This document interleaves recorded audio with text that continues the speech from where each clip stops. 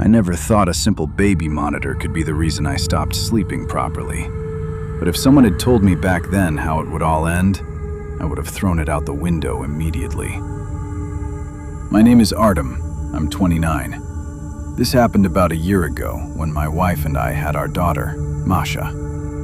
The first months were like for everyone: sleep deprivation, panic over every little sound, constant checking if she was breathing, and that strange feeling that you're now responsible for something incredibly fragile. To ease the anxiety, we bought an expensive baby monitor. Not a cheap one, a smart one. Night vision, phone connection, sound and motion detection. It even sent notifications if the baby moved. Back then I thought, perfect. Technology helping parents. Safe, convenient, reassuring. The first week was normal. Then the small things began. At first I didn't think much of it. The first strange signs. One night I woke up to a notification on my phone. Motion detected. Masha was sleeping peacefully in her crib. I checked the screen and saw that the camera angle had slightly shifted. Not the image itself, the actual angle. Like someone had nudged it or adjusted it. I told myself it was a glitch, rebooted the device, went back to sleep. The next night, another alert. This time, sound detection. I opened the live feed. The room was silent, except for the soft breathing of the baby. But after a few seconds, I heard something else. Breathing, close to the microphone. Not a baby's breathing. Slow, adult. I immediately turned up the volume, and then it became clearer. Like someone was standing right next to the crib, just breathing. I ran straight into the nursery. Of course, no one was there.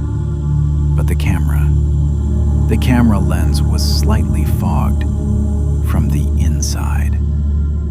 Rational explanations, I convinced myself it was. Condensation, a software bug, microphone interference, exhaustion. I even contacted support. They gave the usual answer. Please reset the device and update the firmware. I did. And for a few days things were quiet. But then something else started. Something I couldn't explain anymore. She is not sleeping. One night, the app sent a strange alert. Sleep mode. Child is not sleeping. I looked at the time. 3:17 a.m. Masha was asleep. I was standing right next to her crib. I could clearly see her breathing, but the camera claimed otherwise. I opened the live feed and saw that the image was shifting slightly, like something was breathing directly into the lens. And then the camera jerked. It tilted downward for a second, and I saw something under the crib. A shadow, not a child, not a toy, something too long, too still. I blinked and it was gone. I turned on the light, nothing there. But Masha suddenly started crying for the first time that night.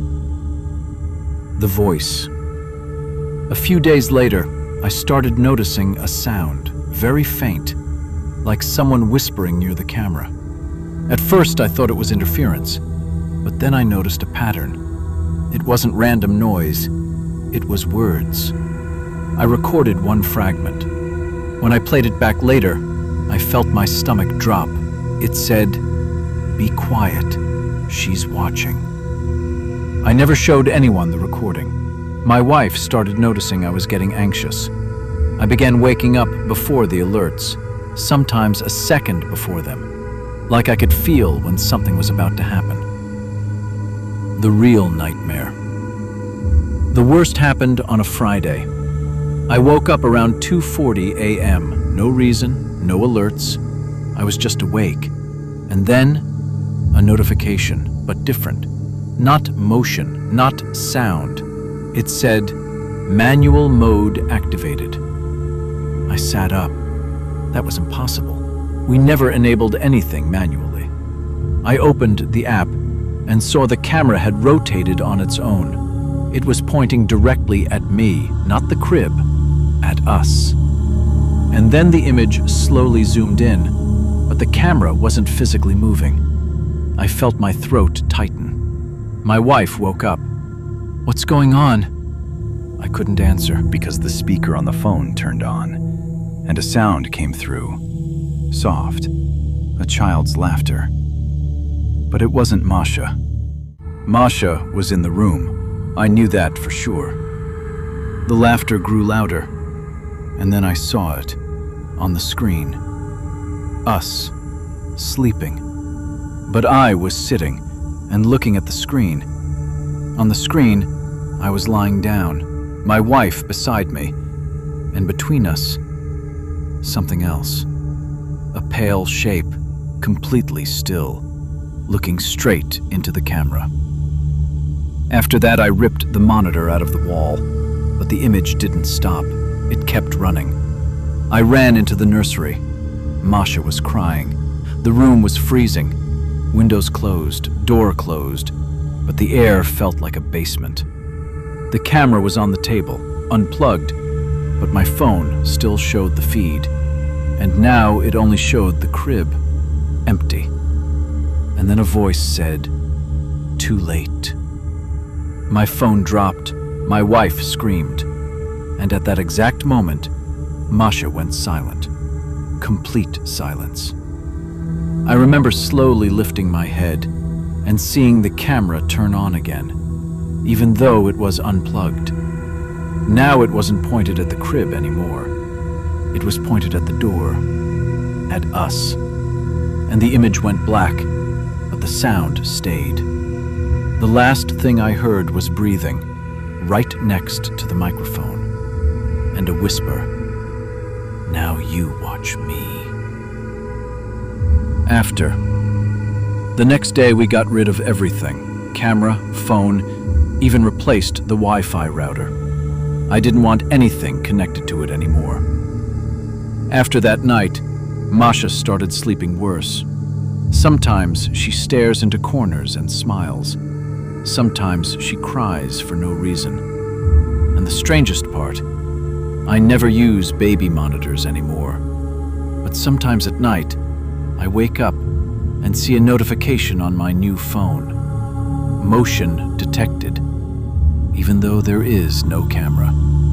I always delete it, but it comes back. And each time, the image stays a little longer, like something is learning how to watch without it.